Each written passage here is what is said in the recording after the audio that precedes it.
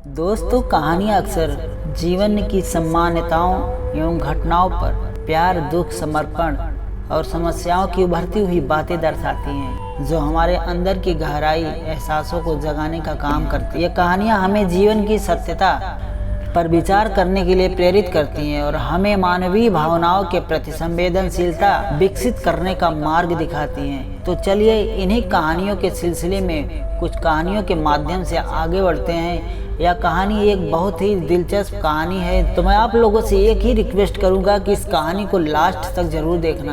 कहते हैं माँ तो माँ होती है। रुला देने वाली यह हिंदी कहानी आप सभी के दिल को झकझोर के रख देगी। एक लड़का है जो अपनी माँ को फ़ोन करता है फ़ोन पर। हेलो माँ, मैं राजू बोल रहा हूँ। कैसी हो माँ? मैं ठीक हूँ बेटे। ये बताओ तुम और बहू दोनों कैसे हो? हम दोनों ठीक हैं माँ, आपकी बहुत याद आती है। अच्छा सुनो माँ, मैं अगले महीने इंडिया आ रहा हूँ तुम्हें लेने। क्या? हाँ माँ, अब हम सब साथ ही रहेंगे।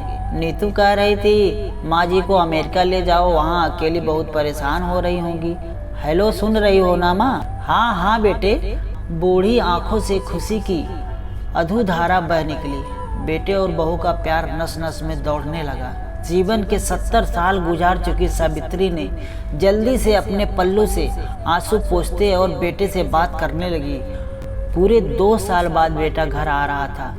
बूढ़ी सावित्री ने मोहल्ले भर में दौड़ दौड़ के ये खबर सबको सुना दी। सभी खुश थे कि चलो बुढ़ापा चैन से बेटे और बहू के साथ गुजर जाएगा। राजू अकेला आया था। उसने कहा कि माँ, हमें जल्दी ही वापस जाना है, इसलिए जो भी रुपया पैसा है किसी से लेना है और लेकर रख लो, जब तक मैं किसी प्रॉपर्टी डीलर से मकान की बात करता हूँ। मकान? माँ ने पूछा था। हाँ माँ, अब ये मकान बेचना पड़ेगा, वरना कौन इसकी देखभाल करेगा? हम सब तो अब अमेरिका में ही रहेंगे। जैसे किसी आबोद बच्चे को सहला रही हो। आनन फानन और औने पौने दाम में राजू ने मकान बेच दिया। सावित्री देवी ने वो ज़रूरी सामान समेटा जिससे उनको बहुत ज़्यादा लगाव था। राजू टैक्सी मंगवा चुका था। एयरपोर्ट पहुंचकर राजू ने कहा, माँ तुम यहाँ बैठो, मैं अंदर जाकर सामान की जांच और बोर्डिंग और वीज़ा का काम निपटा लेता हूँ। ठीक है बेटे। सावित्री देवी वहीं पास की बेंच पर बैठ गईं। काफ़ी समय बीत चुका था।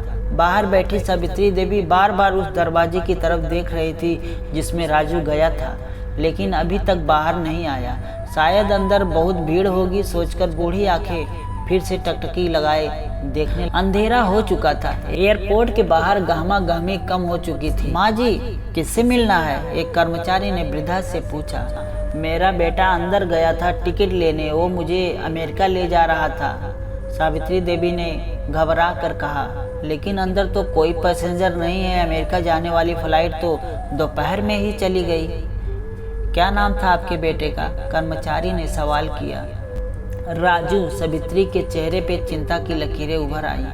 कर्मचारी अंदर गया और कुछ देर बाद बाहर आकर बोला, माँ जी, आपका बेटा राजू तो अमेरिका जाने वाली फ्लाइट से कब का जा चुका है। क्या? वृद्धा की आंखों से आंसुओं का सैलाब फूट पड़ा। बूढ़ी माँ का रोम रोम कांप उठा। किसी तरह वापस घर पहुंची तो जो अब बीत चुका था। रात में घर के बाहर चबूतरे पर ही सो गई। सुबह हुई तो दयालु मकान मालिक ने एक कमरा रहने को दे दिया। पति की पेंशन से घर का किराया और खाने का काम चलने लगा। समय गुजरने लगा। एक दिन मकान मालिक ने वृद्धा से पूछा, माँ जी, क्यों नहीं आप अपने किसी रिश्तेदार के यहाँ चली जाएं? अब आपकी उम्र भी बहुत हो गई है, अकेली कब तक रह पाएंगी?